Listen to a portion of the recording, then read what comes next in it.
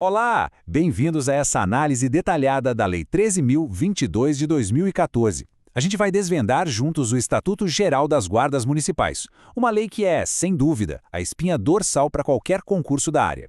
Vamos entender o que realmente importa. Ok, para a gente começar com o pé direito, vamos direto ao ponto principal, a pergunta que fundamenta tudo. Afinal, de onde vem a autoridade da Guarda Municipal? Se a gente não entende essa origem, todo o resto pode parecer meio solto, não é mesmo? E para organizar nosso raciocínio, preparamos um roteiro bem simples. Primeiro, a base de tudo que está lá na Constituição. Depois, a gente mergulha na missão principal, nos princípios de atuação, nas competências do dia a dia e, para fechar com chave de ouro, um foco total no que cai na prova. Então, vamos lá. Primeiro tópico, a base constitucional. É aqui que a gente descobre como a lei máxima do país, a Constituição Federal, deu o sinal verde para a existência das guardas. Olha só o que diz o artigo 144, parágrafo 8º. Ele é bem claro. Os municípios podem, ou seja, é uma faculdade, não uma obrigação. Eles podem criar guardas para proteger o que é seu, bens, serviços e instalações. Essa é a permissão, a autorização que vem de cima. Para simplificar a lógica, pensem assim. A Constituição foi lá e abriu a porta. Aí veio a Lei 13.022, o nosso estatuto, e disse, ok, a porta está aberta. Agora estas são as regras do jogo para quem quiser entrar.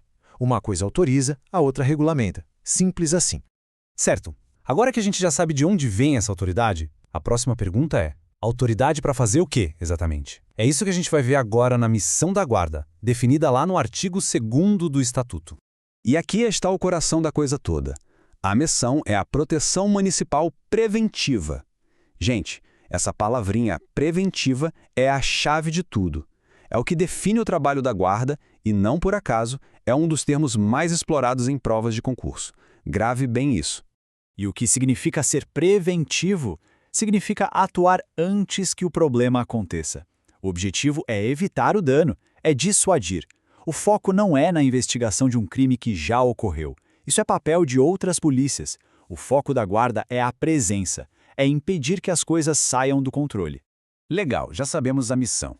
Mas como essa missão deve ser colocada em prática no dia a dia? É aí que entra o artigo 3º. Ele nos dá os princípios que funcionam como uma espécie de bússola, um guia de conduta para qualquer guarda municipal. E são 5 princípios mínimos, pessoal. Isso aqui tem que estar na ponta da língua, porque é tema quente de concurso. São eles: a proteção dos direitos humanos, a preservação da vida, o patrulhamento preventivo, o compromisso com a evolução social da comunidade e, por último, o uso progressivo da força. O primeiro princípio, então, já coloca o cidadão no centro de tudo. O guarda é um protetor dos direitos e das liberdades fundamentais. A atuação começa e termina com respeito à pessoa. O segundo, a preservação da vida, é quase autoexplicativo, mas é profundo. Significa que o bem maior a ser protegido é a vida. Todas as ações devem buscar reduzir o sofrimento e minimizar qualquer tipo de perda. O terceiro princípio é a missão na prática. O patrulhamento preventivo nada mais é do que a guarda presente, visível, circulando. Essa presença que por si só já inibe muita coisa errada e traz a sensação de segurança. Agora, olha que interessante o quarto princípio.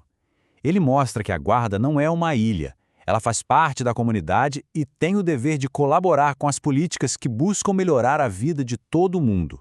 É uma visão bem moderna de segurança. E, para fechar os 5, o uso progressivo da força, um princípio técnico e importantíssimo. A ideia é simples, começar sempre com o mínimo de força possível e só aumentar se a ameaça também aumentar. É sobre proporcionalidade, sobre controle, sobre usar a força como o último recurso. Tudo bem, já entendemos a origem, a missão e os princípios. Mas na prática, no dia a dia, o que os guardas fazem? Vamos mergulhar agora nas competências, que são como a lista de tarefas oficial da corporação. A lista do artigo 5 é bem grande, mas vamos destacar alguns pontos. A guarda deve colaborar com outras forças, como as polícias militares e civil. Deve interagir com a comunidade, ouvir as pessoas e, claro, atuar na segurança de grandes eventos e proteger o patrimônio da cidade. E aqui, pessoal, muita atenção. Este é um dos pontos que mais gera dúvida e que as bancas adoram transformar em pegadinha. O que a guarda pode e o que ela não pode fazer. O foco dela é sempre o preventivo, o comunitário. Ela não pode, de forma alguma, fazer investigação criminal. Isso é papel da polícia judiciária. Para a gente amarrar tudo isso, vamos para a nossa última parte, um resumo estratégico, uma espécie de cola mental para levar para o dia da prova. É a organização de tudo que vimos até aqui. Olhem só como a estrutura da lei fica clara neste quadro. A Constituição, no artigo 144, dá a permissão. O artigo 2 do Estatuto define a missão, que é o cargo de proteção preventiva. O artigo 3 nos dá os princípios, a nossa bússola. E os artigos 4 e 5 detalham as competências, a lista de tarefas. Fica bem mais fácil de lembrar, sim, né?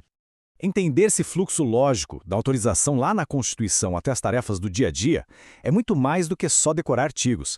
É compreender a verdadeira identidade e o propósito da Guarda Municipal. E é exatamente essa compreensão que faz toda a diferença na hora de resolver as questões da prova. Uma preparação sólida passa por aqui. Bons estudos!